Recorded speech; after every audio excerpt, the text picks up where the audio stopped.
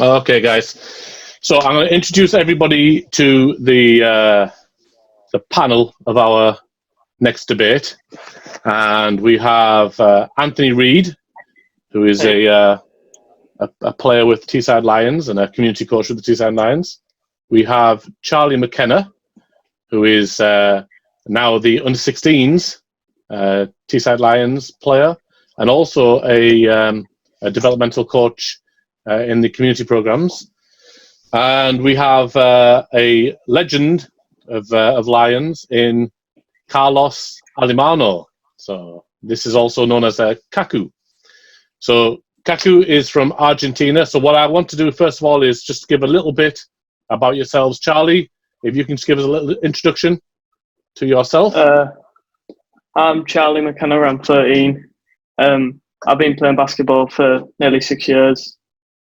I enjoy the sport. I've put loads of dedication and time into it, and it's helped me overall with my mental side, and it's made me a lot fitter, stronger. So yeah, good stuff. Sounds good. So basketball's helped you develop on and off the court. That's good to hear. Anthony, if you can tell us a little bit about yourself. So I'm 22. I play basketball, referee, coach, and I'm a uni student in Leeds. In that priority? Maybe. Good stuff. And Kaku. So people around the club now will know Anthony, will know Charlie. Some may not know you. So if you can tell us a little bit about yourself. Well, I will. First, sorry if you cannot understand me. Can do nothing about that. I'll try my best. Well, I am from Argentina, like you said before. I used to live over there in England. I'm back in Argentina now. I'm coming over every summer, and I have the pleasure of joining you in the summer camps. Well, I used to play for Lyon when I was living over there. And I play for Argentina National League. I play for the national team also. I'm a coach now. Not coaching a lot, but I'm still a coach. I'm playing basketball, obviously, just in a local league. Even though I'm 43. 43? You don't look a day over 42. No, I know. I look like 42 and a half. Yeah, no. Well, and I'm pleased to join you guys in this meeting. Excellent. And we're waiting for one more person to join us, and hopefully they will join us soon. But I think what we'll do is we'll start off with our first topic, and the topic we want to discuss is the NBA. So the American League, the National Basketball Association. I think there's conversations about the value of the competitive element of the NBA now, and people are questioning whether it's a valid league in its current format. So, Charlie, do you watch NBA? Do you enjoy it? Yeah, when I can. The time periods make it a bit hard sometimes, but I enjoy watching it. Some players I like seeing like the backgrounds when they're from some of them are, come from tough situations or different countries, which make it hard for them to get there. So I like seeing the story of how they actually got there, and I like watching play styles to inspire my personal game to improve me, and it's entertaining. Excellent. Anthony, you watch NBA? Do you follow the league? Yeah, so I had the league pass this year, but I just got rid of it now because I think the time zone difference makes it difficult to watch a lot. But when I was staying up late a lot at uni, I'd watch it on the night and stuff. But I think it's a similar problem that I have, is that I don't have much interest in watching the NBA. I'll kind of follow it loosely and keep abreast of what's going on. But I think the time difference is a major difficulty. In, well, we've all mentioned it, and whether they could put on, replay the games at a time that was more appropriate over here, I don't know. Not in sense, I don't mean that they changed the time over in America. I mean, if they were to broadcast it over here, at a more appropriate time. Maybe it would be more accessible to everyday people. But Kaku, so you would be on a similar timeline, I would imagine. Do you watch much NBA? I do not as much as I used to watch. What do you watch instead?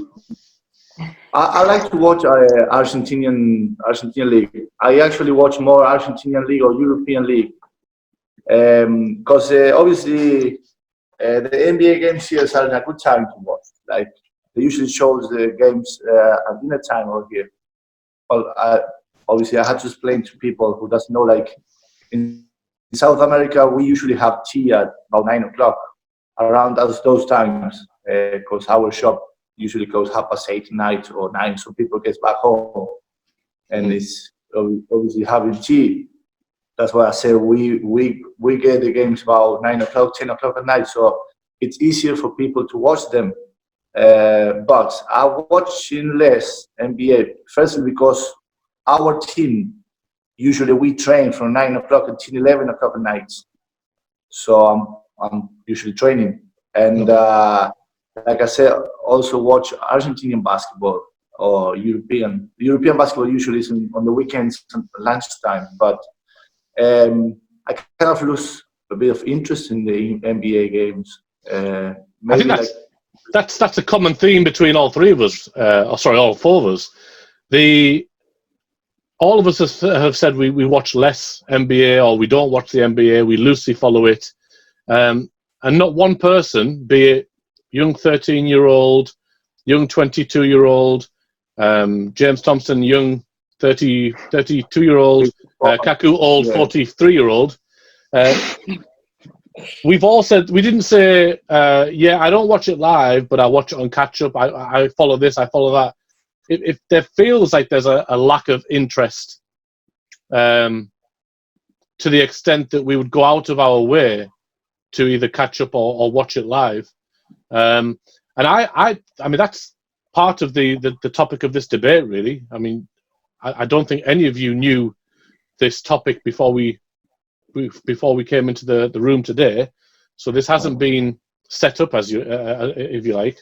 But I think we can probably agree that there's maybe a dwindling of interest in the NBA, and I want to know any ideas for how that can be rekindled. So how could the NBA recapture fans that have maybe lost interest? Anthony, what do you think? It's a really tough question because I think if you're just talking about fan interest, obviously making them less games in the season, less games in the playoffs, and making each game count, I think is going to make it more interesting. But then at the same time, it's like, how do you do that as a league when they make so much money off each game that it would be impossible for them to make like the amount of money they do off a much smaller schedule. And then I don't know. I think a huge amount of teams in a league, just like 30 teams in a league, doesn't make an interesting league. There's just too much there because there's always going to be a huge split between top and bottom. So I'm not really sure. I feel like that's always going to be the case in terms of franchises, because they have 30 franchises as such, as opposed to most other sports leagues around the world where you would have a promotion and relegation system and different divisions within leagues. They're not going to change. I mean, nobody's going to vote to join the second league. Yeah. And I don't think they're ever going to change that. They could maybe impose it if they were to say, right, from next year, the bottom 4 or 5 teams will go into a league below. And that could be what is needed. If they're still sharing the same or similar revenues, and they are still sharing the same or similar exposure, but maybe in a higher and lower league format, then you would possibly see the true spirit of the game come out in terms of what is important. Is the money important? Is the exposure important, or is actually trying to get into the Premier Division and winning that title? Is that important? Kaku, what do you think? Well, I agree with you guys in what you're saying. Obviously, I agree with Ant. There's too much money involved. The guys, they're not going to drop that. And less the American guys, America, it's all about business. And I agree with you also about that. It will be a lot more interesting if the guys do a similar system like you have in Europe or we have in South America, that you have to win your place and you fight for the trophy. You know what I mean? It's not just for the money. Obviously, at the end of the day, it always will be a business, because professional sport stop being about sport. Any sport, whatever you talk about, football, baseball, cricket, whatever you talk, at the end nowadays, I think they call it baseball, not cricket. All of them, all the sports. At the end, the professional sport, and that being about money. Stop being about sport. Yeah. And also, like for example, in my case, I usually, if I watch the games, I'm not usually watch the whole game. I might watch the game because it plays Lakers again, whoever plays good, and I just want to watch LeBron James for a few minutes, or Houston to watch whatever Harden does. But it's just that. I mean, even the game itself is kind of like lost. You know what I mean? Like I was watching, obviously, like probably most of the people is doing The Last Dance, and like guys used to pass the ball. Now it's more like, okay, give the ball to LeBron to see what he does. Oh, give the ball to that guy to see what he does. It's more like a one game all the time. Yeah. Maybe I'm because I'm an old school basketball guy, and it's like I like the passes. I like not just a nice dunk or just one alley-oop. You know what I mean? I think that the NBA has lost a little bit of the team game. So that doesn't help. Yeah, there is definitely. I mean, I feel that, and as a kind of former player and as a coach as well, I do feel like the NBA has lost its competitive element and it's been taken over by the commercial side of the sport. And when you look at other sports as well, as you mentioned, baseball with 162 games in a season, I get bored. I just there's no excitement there. You can't. How can it matter? You could lose so many games and it just doesn't matter. And by the time you've caught up, everyone's just they've lost interest. You can't follow and track that many games and all the statistics. Well, there's maybe one person that could follow that many statistics, and maybe it's Charlie McKenna. Charlie, you're a stats-based person. You love following stats and kind of studying the game of basketball. What do you think is the problem with the NBA at the moment? I think it's lost its competitive edge because of all the money. Like if you look at a player like LeBron James, when you see him in the school leagues, he was a really aggressive, more passionate player because he didn't have a good childhood. But when you look at him now, he's just in the main NBA season. He's really just coasting. Relaxed and coasting. But then when you go in the playoffs where it matters, that's when he turns it on and he starts turning into the player that he actually is. So I think if they find a way of making the actual season more important, it might bring out more players to show what to do, like LeBron. I think he's a key example. Charlie, so you made some good points there, and you kind of lead me into this next topic. If players are coasting, and whether that be individually they're riding on their own coattails, they have multi-million contracts. And we're not talking about multi-million contracts, but we're talking about tens of millions in contracts. If they are secure and settled and relaxed in their financial situation, that they don't really need basketball, and if you have a player of the standing of LeBron James, where everything now is just so easy for him in terms of he doesn't have to earn anyone's respect, he doesn't have to earn his pay packet, his sponsorship is lined up. Everything is there for him. What is his motivation to play hard? I think there's that element in terms of individual motivation, but then there's also the other element in terms of, are the teams themselves dictating the standard of play? I get the feeling that sometimes teams will rest players, or they will, potentially look to, I don't want to say they intentionally lose a game, but sometimes it could be better for them. In the NBA, they do. Yeah. Well, I didn't want to say that, but I'm glad you did. They're trying to change that, but the guys go after the peak of the draft. Yeah. So they lose games. Yeah, that's in terms of a franchise system where there is no relegation. What is the incentive? I mean, if a team decides that we don't care about how we finish this season, if we finish last, we get a better draft pick and we'll rebuild the next year. Doesn't that take away from the element of competition? I mean, if you look at the Premier League and the year that Leicester came out of nowhere and won the league, that was one of the best stories of world sport that has ever been created. And they were a team that had no right to be there. And that's the beauty of sport and of competition. And if you are taking that away from the game, I think that, and because it's now becoming more apparent and more people are recognizing what's going on, that is having an effect on the mental attractive element of the NBA. So do the teams actually want to compete more?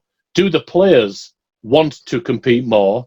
And also, does the league itself want to compete more? I mean, are they happy in having 3 or 4 global names that effectively generate the 90% of the revenues for the NBA? Are they happy to just have Harden, Steph Curry, LeBron James, and then not worry about all of the other players? It's not so much about competition. It's about these guys selling merchandise. Yeah, I mean, I think part of the issue is because I think there has been some drop in viewership in the NBA. Like, I feel like they've released stats recently, but I can't really remember. But I think part of the issue is they make a lot of money off like clips, or they'll just have clips here and there, or they'll have shows on TV that show clips here and there, and they make so much money off that it's all that matters is that James Harden 5 times a game pulls off some like crazy shot, and that makes the NBA money, not necessarily just players, people watching the game all the way. It's not even about a good play. It could be, did he draw the foul legitimately? You're talking about controversial elements of the game as clickbait, not necessarily a great play to win the game or a great play to achieve this. And it does feel like that's the way that the NBA has gone. They probably have a team of analysts that look at what revenues they make and how to make more, and they've lost sight of the core element, which is the game itself. Kaku, what do you think? We go back to we were talking before. It's all a business, man. And the players end up being in the same business. You know what I mean? Obviously, like Charlie says, LeBron James play for the playoff. The guys go through the season just like he knows he makes a difference. He knows his team is gonna make the difference. It can be a bit higher, a bit lower, but he'll be there for the playoff unless it's something very weird. But the guy is only worried about the playoff, and because it's such a big business that we were talking before, the sport is losing the important thing about sports. But I don't think it's going to change, even though, like, I mean, an example of that is the All-Star game. They're trying to change the All-Star game because people is not watching it anymore. Because it's not even funny anymore. You get the guys to play games 100 million points, just doing a few dunks and laughing. And that's it. People, I don't care about All-Star anymore. I don't watch it. I No. might watch a clip of the dance. You know what I mean? Because the guy is champ, like on a space jump. That's the only thing that cares. It's like and people is losing that. But like I said before, I don't think they're gonna drop the business over the sport. They care about the money. Yeah. I So think that in the end, you know, So I think that we're all agreed then that there is definitely the NBA has gone away from its core principle in terms of the competition, the actual game itself. How do they go back? I mean, Charlie started. Charlie led us into this, and every other person has picked up on it. That the regular season is just not important anymore to the players themselves, possibly even to the league themselves in terms of competition. So what is the point of having, I mean, it's a question I've raised in the past. What is the point of having 82 pre-season games just to make the playoffs? Why? How can that be changed as a system to make it a more competitive framework to re-attract fans to the competition, not necessarily to the marketing? I think a big part of it is like it's a showcase, isn't it? Like the 82 games are a showcase, and if you go to any of those 82 games and actually be in the arena as a fan, obviously it's going to be better if you're seeing like one of the top teams, but the whole game is a showcase, and that's what those 82 games are rather than a competitive thing. Okay, so but do you need them? Again, it comes back to, well, I think people enjoy it in the arena. Like, people enjoy the individual games in the Are arena. they sold out? Is every game sold out? In certain arenas. they In sell LA, lots.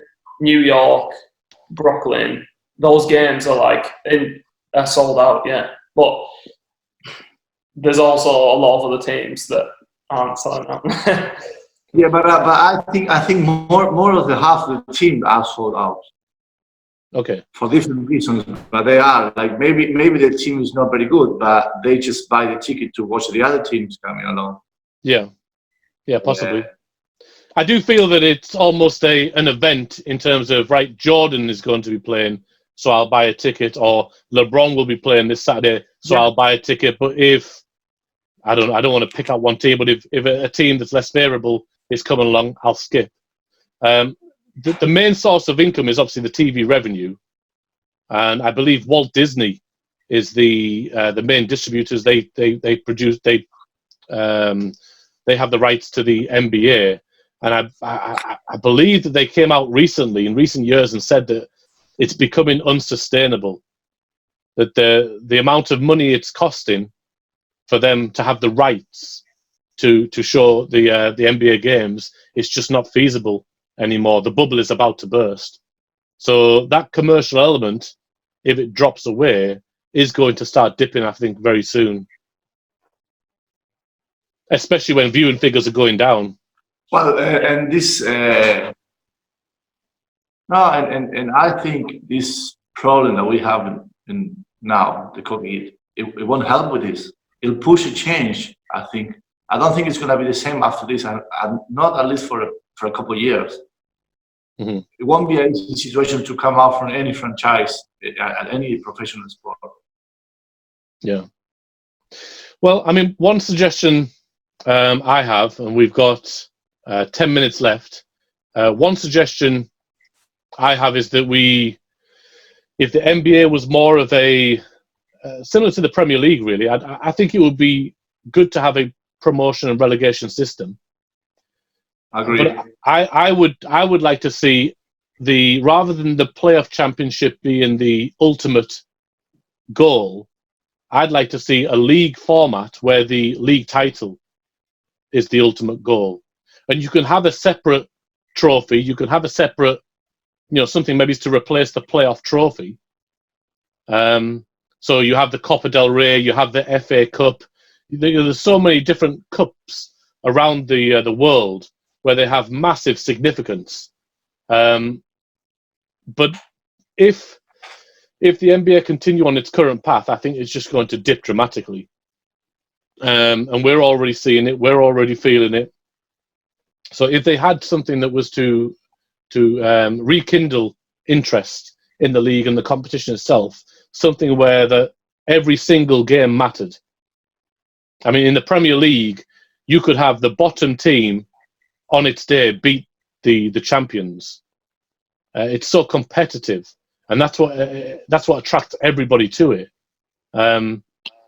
Every game matters. For you to win the league title, you have to be at your best, and I would love to see that introduced into the NBA. Charlie, what are your thoughts on that, or any other ideas you might have? No, I like the league idea because then if you see certain players, they'll want it more than others. If you look at a player like Giannis Antetokounmpo, he's like really competitive and strives towards greatness. Like he works hard, so he would be one of the top tier teams. But then that would mean other players look at him and they're like, I want to be on his level. I want to be where he is, because they care so much about being the number one and being at the top. Yeah. They'll look at him and be like, I'm better than you, so I'm going to show it. Mm-hmm. And it'll just bring that the element of competitiveness to see who are the really good players, rather than just doing moves and skills that make them stand out on social media. I think that's... Can I add something about that? Yep. Charlie mentioned Giannis, and I think a good example. If you watch the last basketball World Cup, you got to well. As you see, Giannis is killing the NBA. The guy is unstoppable. He does whatever he wants. But it wasn't easy for him to play the World Cup because the NBA is set up as a business and players are relaxed. As we were talking, the guy, it's a lot easier for him to play. He can score whenever he feels it, the way he wants it. But when he go to the World Cup and the other players from the other teams, the other countries were playing like, okay, no, you Giannis, I love you guys. Gave me a picture, but you're not going to score, man. It wasn't easy. It wasn't easy. He can score anyway. And he's different anyway. But he didn't have an easy World Cup. You know what I mean? And I think he paid the price, to play such a relaxed NBA games and come to a place where the guys were like, no, listen, hold on. Yeah, I know you're good, but... and they share his mentality. That shows a bit what we were saying before about the relaxing situation of the players at the games on the NBA now. Yeah, there is definitely. I feel that there's definitely a protective element of players, both from referees and from the institution of the NBA itself.